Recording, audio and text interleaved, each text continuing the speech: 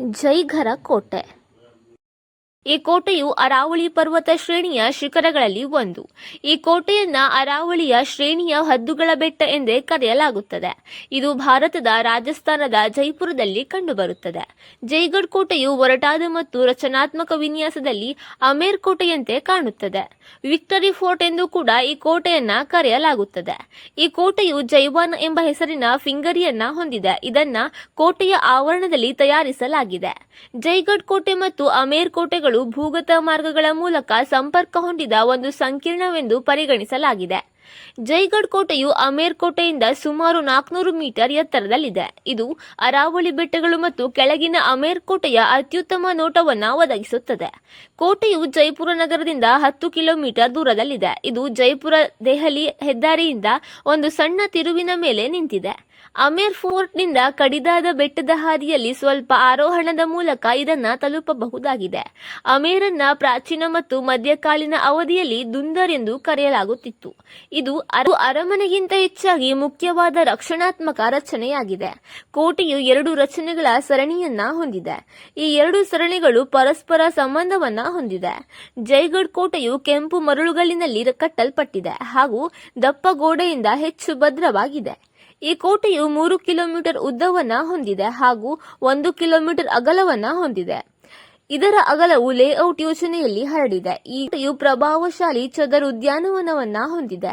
ಪ್ರತಿ ಮೂಲೆಯಲ್ಲಿನ ರಾಂಪರ್ಟ್ಗಳು ಇಳಿಜಾರಾಗಿವೆ ಮತ್ತು ಇವು ಮೇಲಿನ ಹಂತದ ರಚನೆಗಳಿಗೆ ಪ್ರವೇಶವನ್ನ ಒದಗಿಸುವಂತಿದೆ. ಅರಮನೆಗಳು ನ್ಯಾಯಾಲಯದ ಕೊಠಡಿಗಳು ಪರದೆಯ ಕಿಟಕಿಗಳನ್ನು ಹೊಂದಿರುವ ಸಭಾಂಗಣವನ್ನ ಹೊಂದಿದೆ. ಇದರ ಎತ್ತರ ನೆಲದ ಮೇಲೆ ಕೇಂದ್ರ ವಾಚ್ ಟವರ್ನನ್ನ ಕಾಣಬಹುದು. ಇದು ಸುತ್ತಮುತ್ತಲಿನ ಭೂದೃಶ್ಯವನ್ನ ಅತ್ಯುತ್ತಮ ದೃಶ್ಯಗಳನ್ನು ಒದಗಿಸುತ್ತದೆ. ಕೋಟೆಯ ಸಂಕೀರ್ಣದ ಉತ್ತರ ಭಾಗದಲ್ಲಿ ಆರಾಮ್ ಮಂದಿರವಿದೆ. ಈ ಆರಾಮ್ ಮಂದಿರದ ಅಂಗಳದಲ್ಲಿರುವ ಉದ್ಯಾನವನವು ತ್ರಿವಳಿ ಕಮಾನಿನ ಪ್ರವೇಶ ದ್ವಾರವನ್ನ ಹೊಂದಿದೆ. ಅವನಿ ದರ್ವಾಜಾ ಇದನ್ನ ಇತ್ತೀಚಿನ ದಿನಗಳಲ್ಲಿ ಸಾಗರ ಸರೋವರದ ಉತ್ತಮ ನೋಟವನ್ನ ಪಡೆಯಲು ನವೀಕರಿಸಲಾಗಿದೆ. ಈ ಸರೋವರದ ನೀರನ್ನ ಆನೆಯ ಬೆನ್ನಿನ ಮೇಲೆ ತುಂಬಿದ ಚೀಲಗಳಲ್ಲಿ ನೀರಿನ ಮಡಕೆಗಳನ್ನ ಹೊತ್ತು ಮನುಷ್ಯರ ಮೂಲಕ ಕೋಟೆಗೆ ಹಾಯಿಸಲಾಗುತ್ತಿತ್ತು.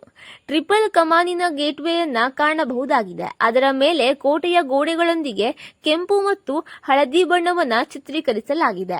ಇದು ಪೂರ್ವ ಹಾಗೂ ಪಶ್ಚಿಮ ದಿಕ್ಕಿನಲ್ಲಿ ಆಧಾರಿತವಾಗಿ ಪಶ್ಚಿಮಕ್ಕೆ ಮುಖ ಮಾಡಿದೆ.